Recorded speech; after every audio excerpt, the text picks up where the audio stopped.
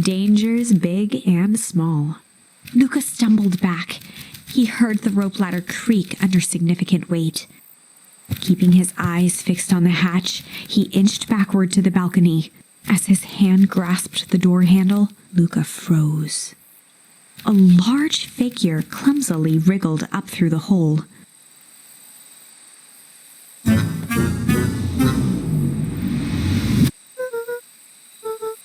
The large figure cocked its head inquisitively.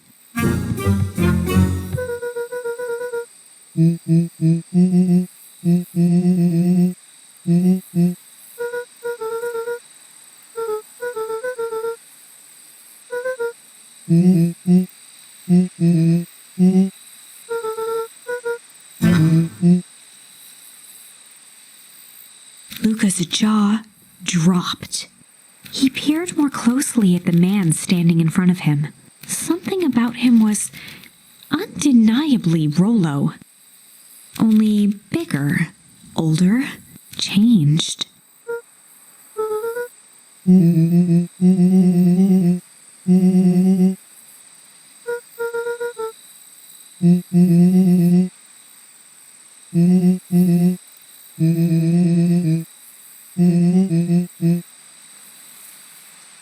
Rollo proudly presented his hands to Luka.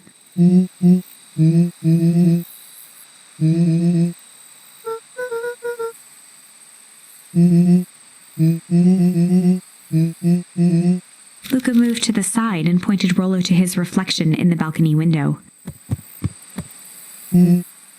His hands shot up to his face.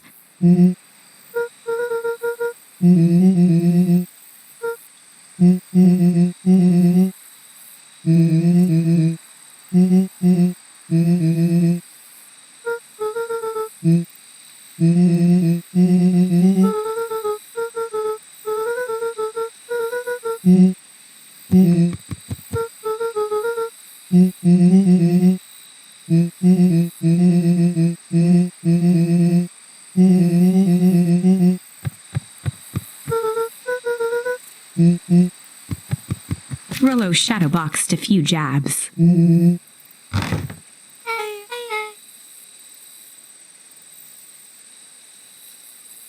With a yelp, Rollo dove behind Luka.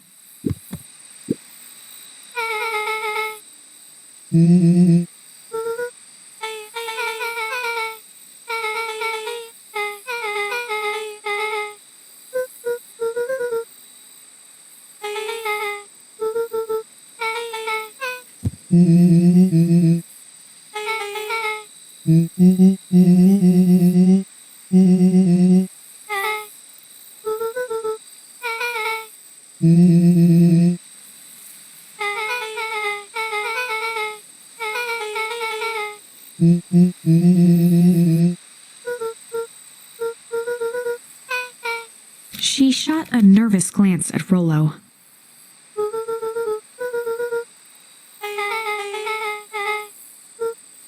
Beck's eyes narrowed.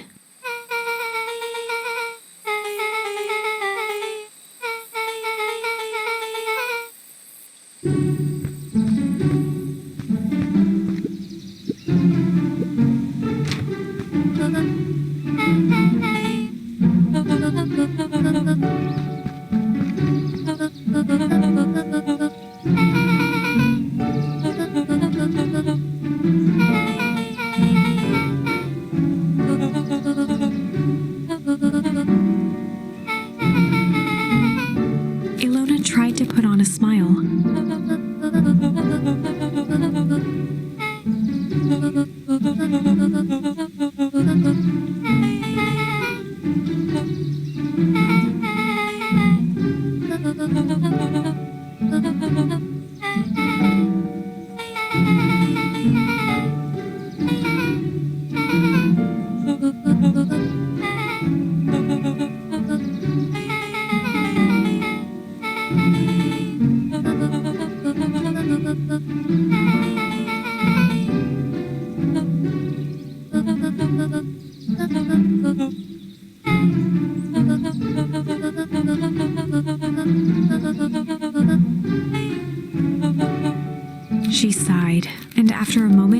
looked down at Beck sympathetically.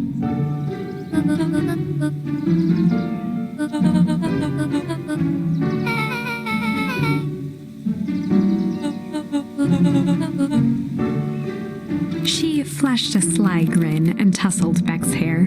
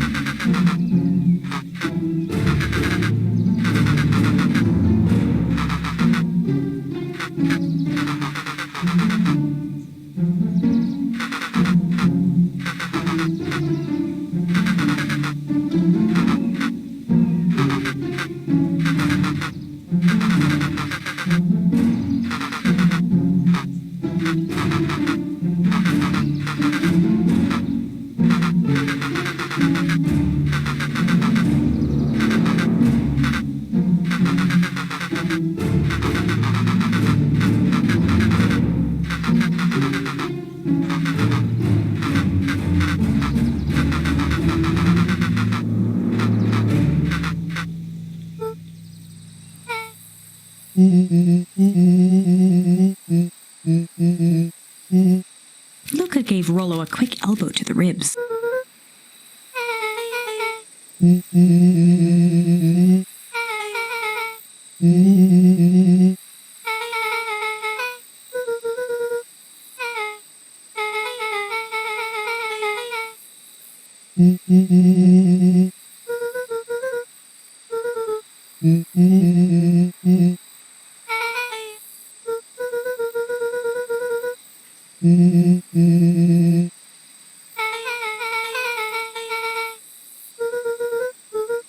Beck flicked a large sheet of paper out of her pocket and slammed it on the floor.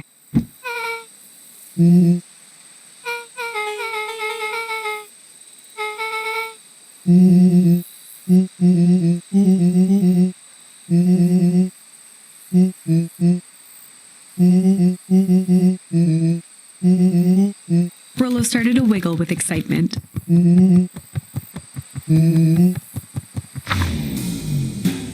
Chapter 6. The Heist. They spent the night's end huddled around that small map, formulating a plan to infiltrate the headquarters of Perennial Harvest. It would be no small feat, a modern facility equipped with all manner of technology. Not to mention the swarm of clipboards that would most certainly be scattered throughout. By the time the sun began to peek through the car window used as a makeshift balcony door, all were in agreement. This could just work. The final day before the festival would be used to prepare. They'd need to pool every resource at their disposal, pull every favor with a thread. Even enlist some unsavory characters around town with important tasks only they were suited for.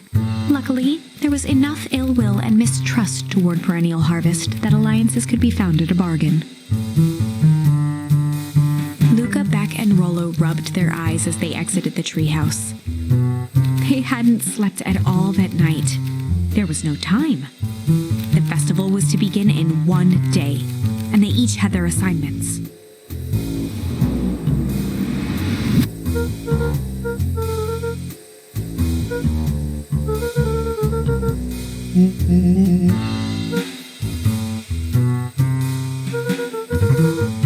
He waved vaguely at Rollo's sizable figure.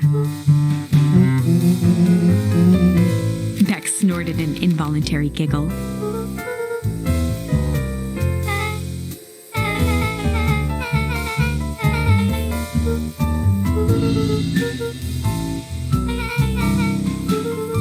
They each looked at each other with sleepy confidence and nodded.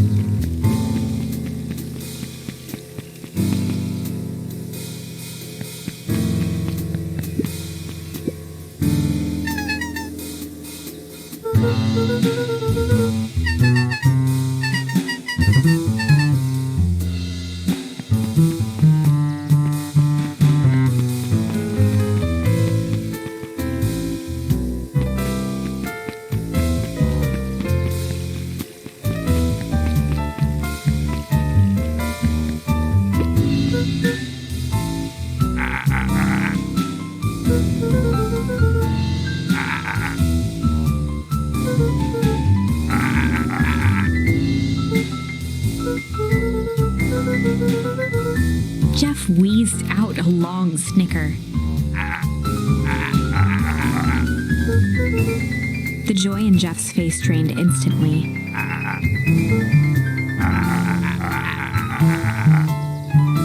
Looking into the sullen eyes of his would-be accomplice, Luka blurted out the first word that came to mind.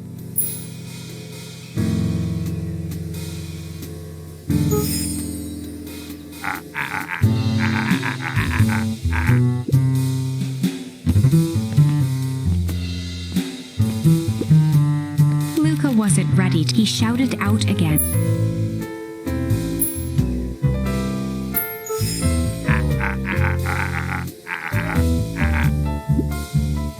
Jeff's hardware closed down. The effects of the foul harvest when there are no crops in the field.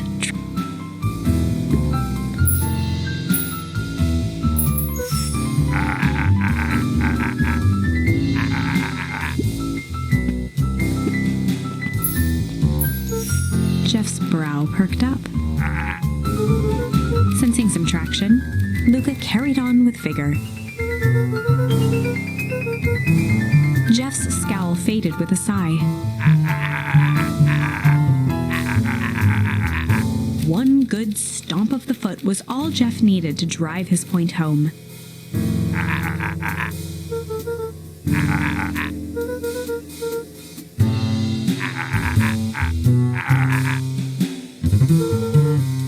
Luka offered out his open hand to seal the with a firm and dusty grip.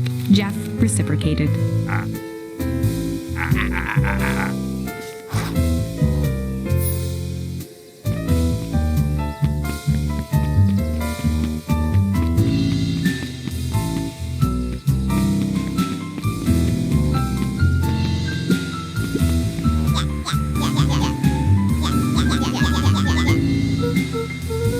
Iggy raised an eyebrow suspiciously.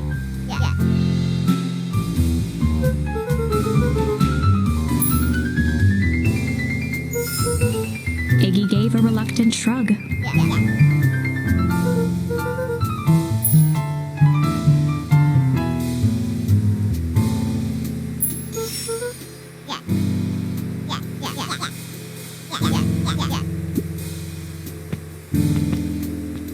Luka knew they'd need Iggy. Tried.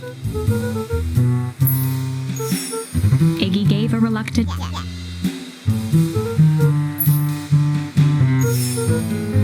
Iggy considered the point.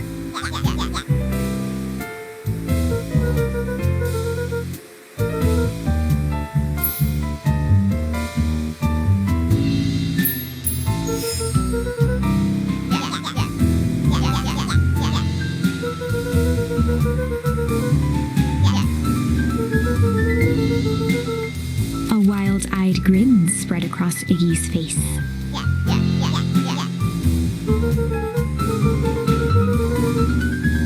Iggy over to Tish, who nodded in agreement.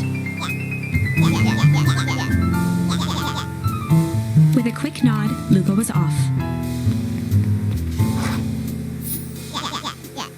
Iggy gazed up at Tish with a smile. A single tear ran down Tish's cheek.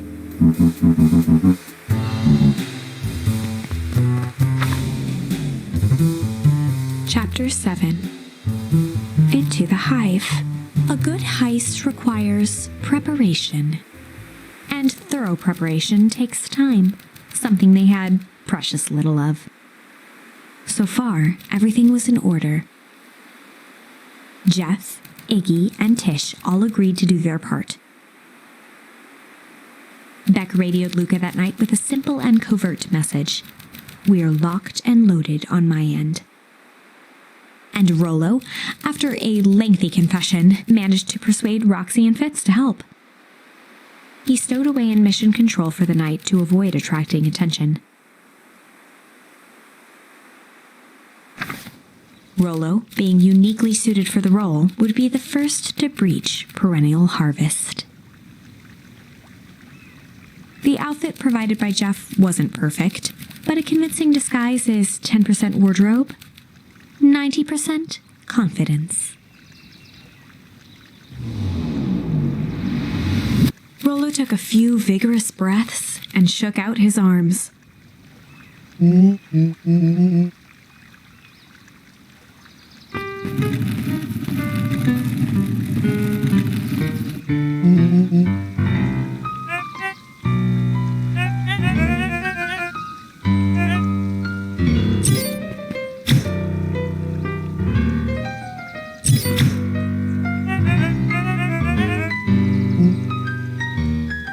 He had to think quick.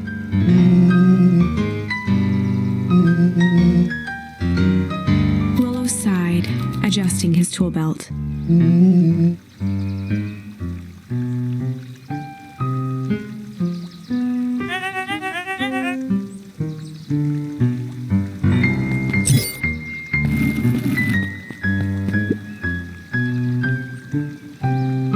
With a stroke of his mustache, Rollo proceeded into the Perennial Harvest headquarters.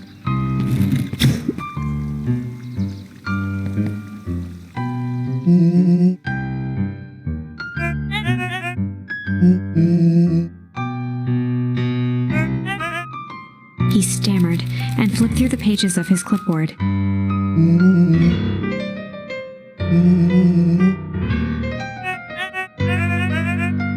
Rollo interrupted with urgency in his voice.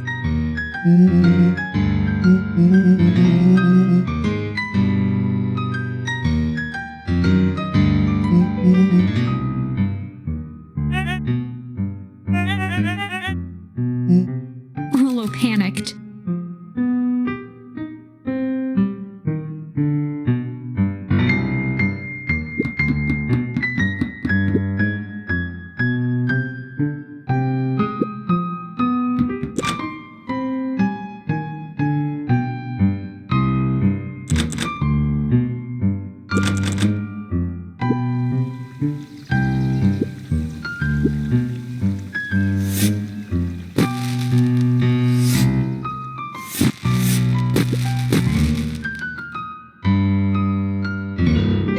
The distraction was enough for Rollo to regain his confidence.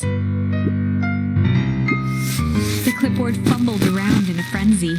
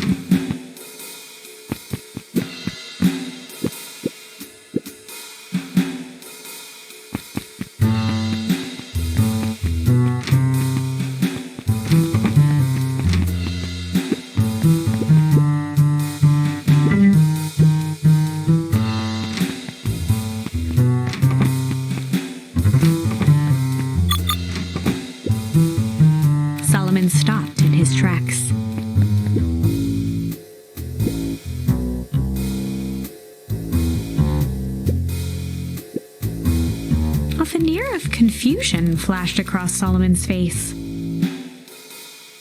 His words rushed out dramatically.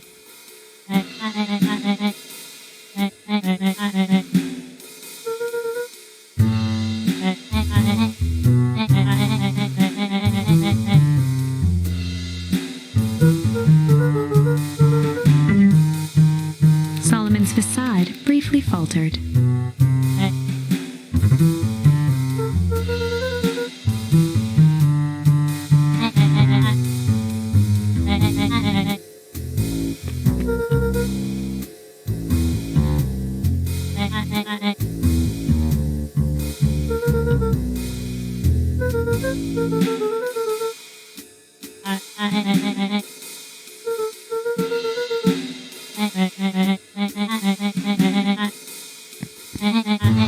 Luka happened to notice a plaque above the door.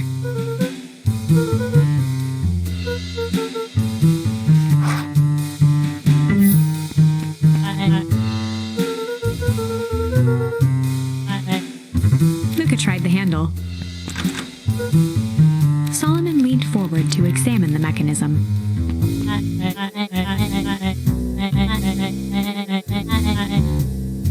Luka smiled and looked at his watch.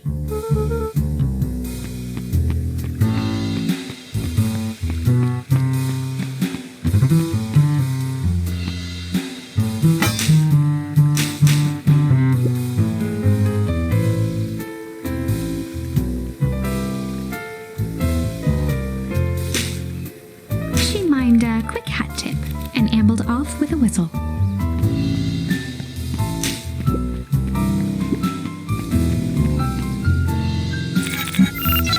The light on the keypad changed from red to green.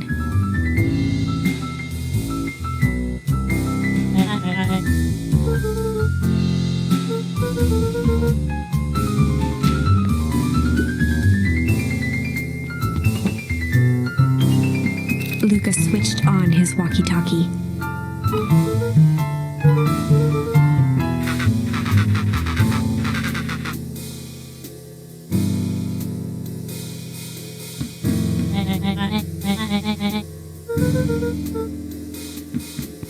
On the computer screen, a green cursor blinked in a password field.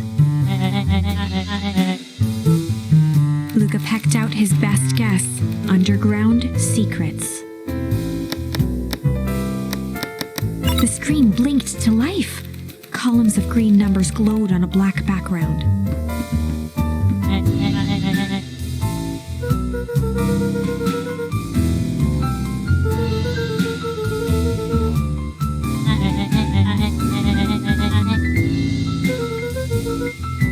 Solomon's jaw clenched into a half smile. Luka quickly scanned the columns for number 24601.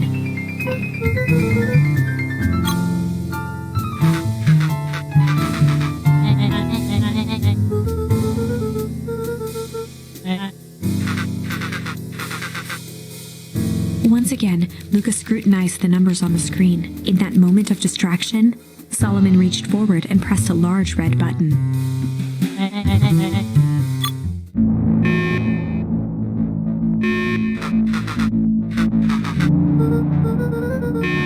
He quickly skimmed the screen with his finger.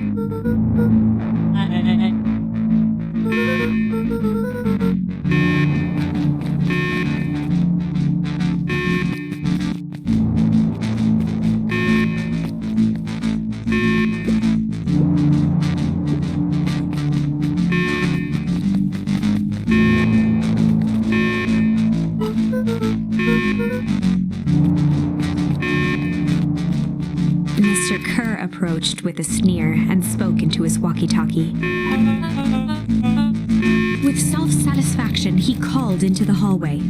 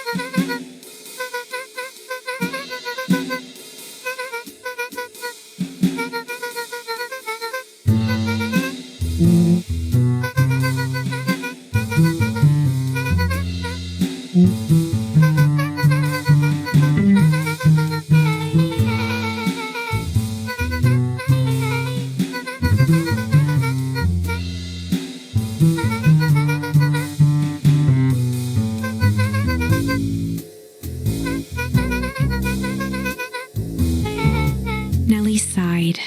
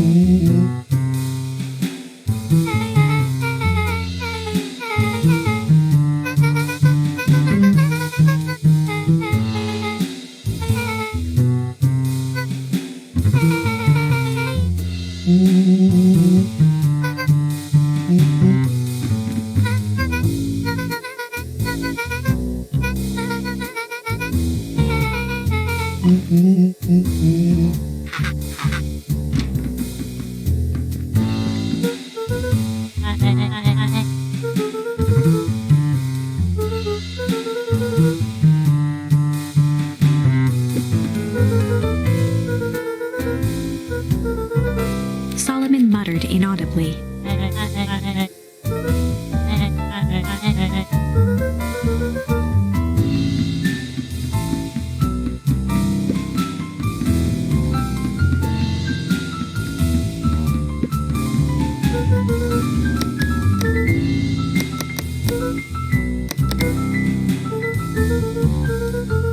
Solomon once again muttered.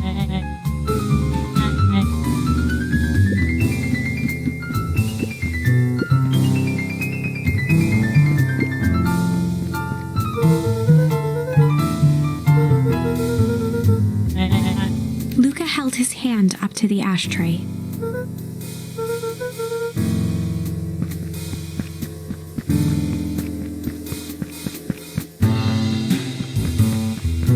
Luka tugged on each of the cabinets.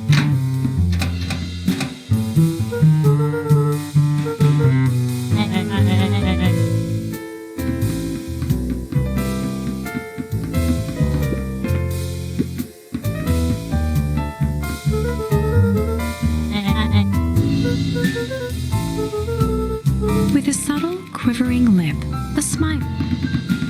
They heard the trampling of frantic footsteps from the hallway.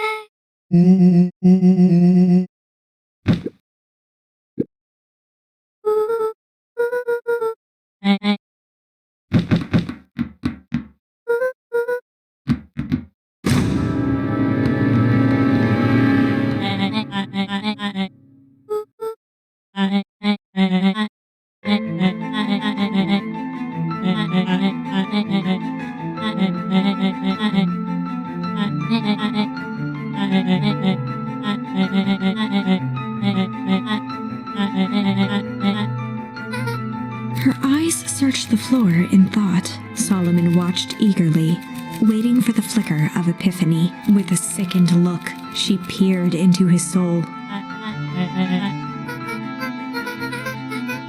Solomon clapped with genuine delight.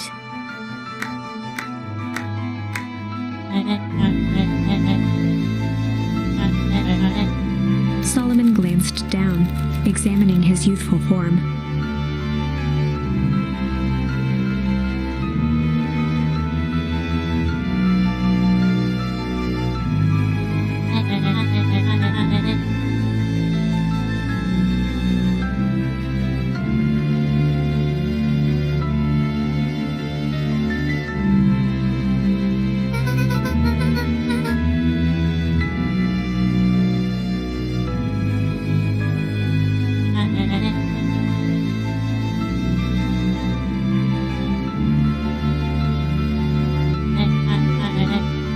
Presented it with a theatrical twirl of the hand.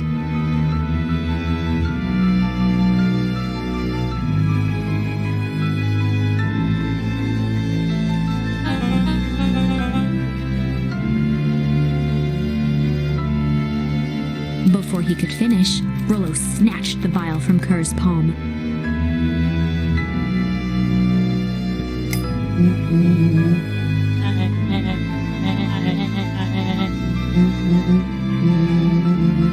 Rollo casually tossed the vial to Luka. Luka jiggled the vial mockingly.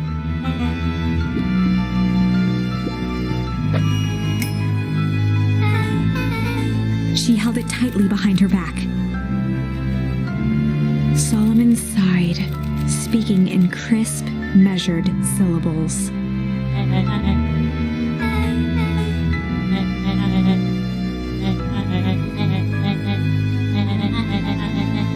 He pursed his lips with feigned sincerity.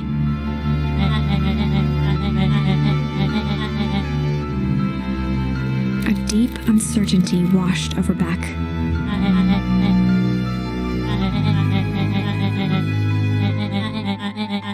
She looked to Nellie shakily. With a dispirited nod, Nellie sighed in defeat. Beck slowly approached Solomon.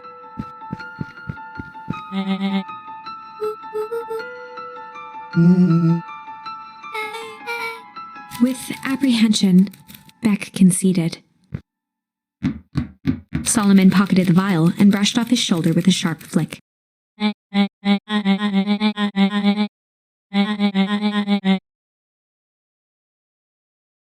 The blood drained from Kerr's face.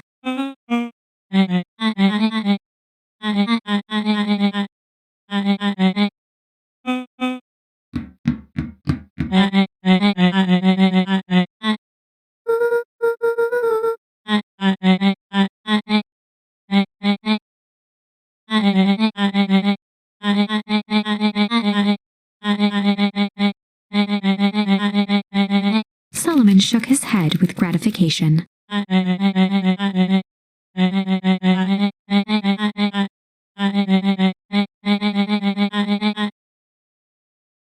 muffled applause resonated faintly through the walls.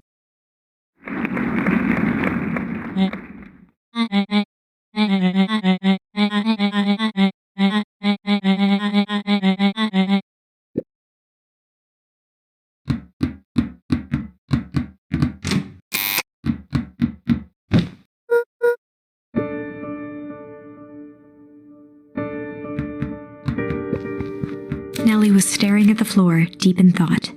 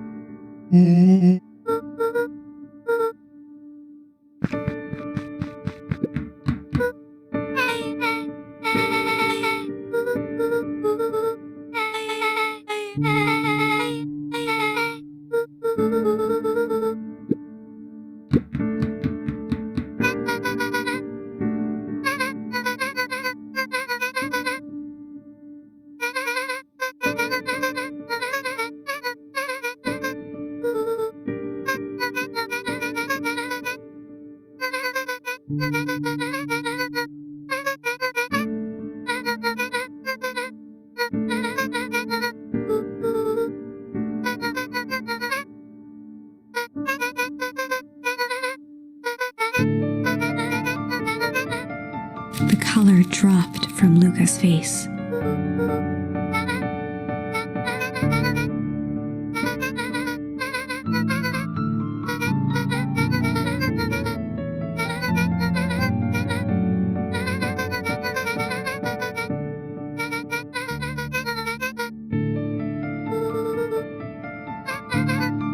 Luka was overwhelmed with emotion.